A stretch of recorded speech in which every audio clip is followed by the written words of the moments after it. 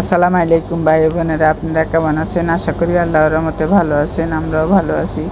দেখুন, আজকে আমরা কলা চামড়া দিয়ে আর কয়েকটা কলা দিয়ে ভর্তা করব। এখন আমরা কিভাবে করি আপনাদের সাথে দেখাবো। দেখুন, কলা চামড়া আর কলা কয়েকটা আমরা সেদ্ধ দিব। এখন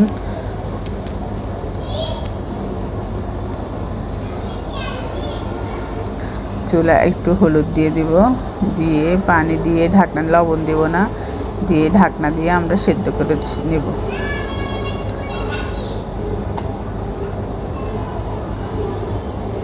দেখুন, আমরা একদম সেদ্ধ করে নিয়েছি, একদম শুকিয়ে পানিগুলো শুকিয়ে ফেলেছি। আর এখন কলা যেগুলো আমরা একটু কয়েকটা কলা দিছি, ওই কলাগুলো বের করে নেব, নিয়ে পরে মিক্স করব। আর চামড়াগুলো সব আমরা বেটে নেব।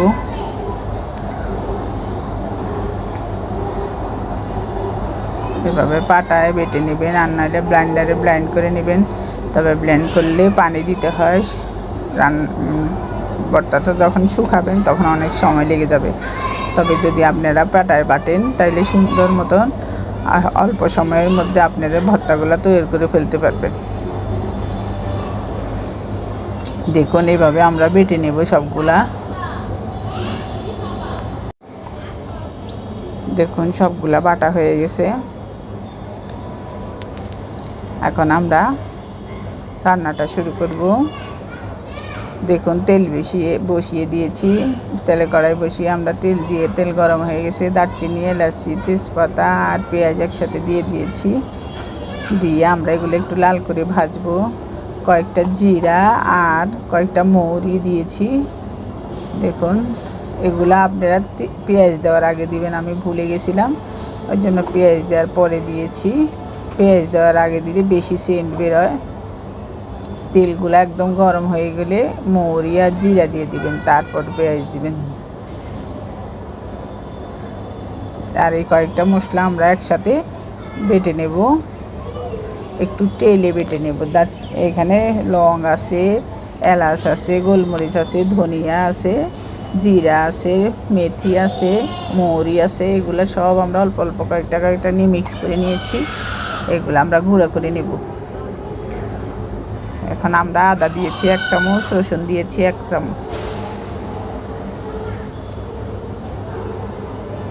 আদা রসুনগুলো আমরা ভালো মতো ভেজে নিয়েছি। এখন একটু লবণ দিয়ে দেব। আমরা লবণ সেদ্ধ করার সময় দিই নাই। আর আধা চামচ হলুদ দিব। আধা চামচের জন্য কম দিয়েছি হলুদ। গুঁড়ামরিচ দিয়েছি। আর এখন হলুদ 1 চামচ দিয়েছি।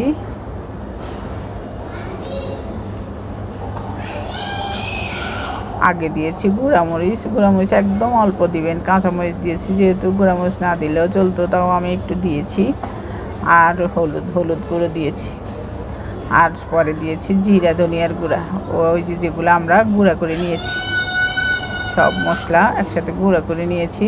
এখন দেখুন, আমরা মশলাগুলো একটু কষিয়েই চামড়াগুলো দিয়ে দিয়েছি। চামড়াগুলো হালকা ভেজে তারপর আমরা কলা যেগুলো রেখেছি সেদ্ধ করে ওইগুলো দিব। কলা না দিলেও খেতে অনেক মজা হয়, তাও আমি কয়েকটা কলা ভর্তা করে দিয়েছি, কাঁচা কলাই। দেখুন, এবার আমরা সব মিক্স করে একসাথে ভর্তাগুলো একদম ভাজা ভাজা করে ফেলবো। চুলা একদম কমিয়ে রেখেছি। এই ভর্তাটা আপনারা করে দেখবেন। গরুর মাংস, মুরগির মাংস, খাসির মাংস সব ফেল। এটা দিয়ে আপনারা ভাত খেয়ে ফেলতে পারবেন, আর ওইগুলো লাগবে না। আপনারা চাইলে এটা রুটির সাথেও খেতে পারেন, ভাত দিয়েও খেতে পারেন, গরম ভাত দিয়ে। এভাবে কতক্ষণ পর পর আমি নিয়ে দিয়েছিলাম। লবণ কম হয়েছে, আর একটু দিলাম।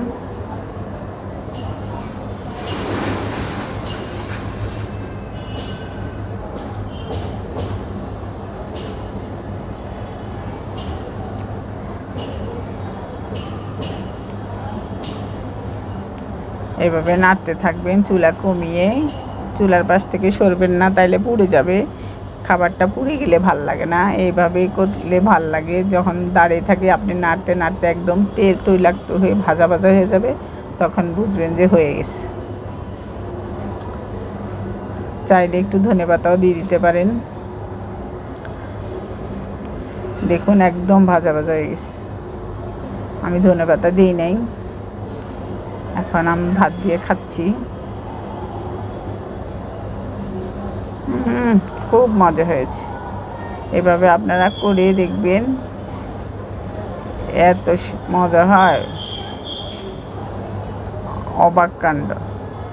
কলার চামড়া মানুষ ফেলে দেয়, আপনারা যদি এভাবে ভর্তা করে খান পুষ্টি হবে, এটার মধ্যে অনেক আয়রন আছে, শরীরের জন্য অনেক দরকারি।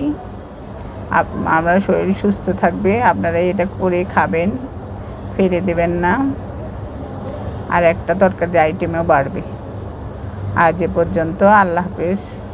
আমাদের চ্যানেলটা সাবস্ক্রাইব করে দিবেন।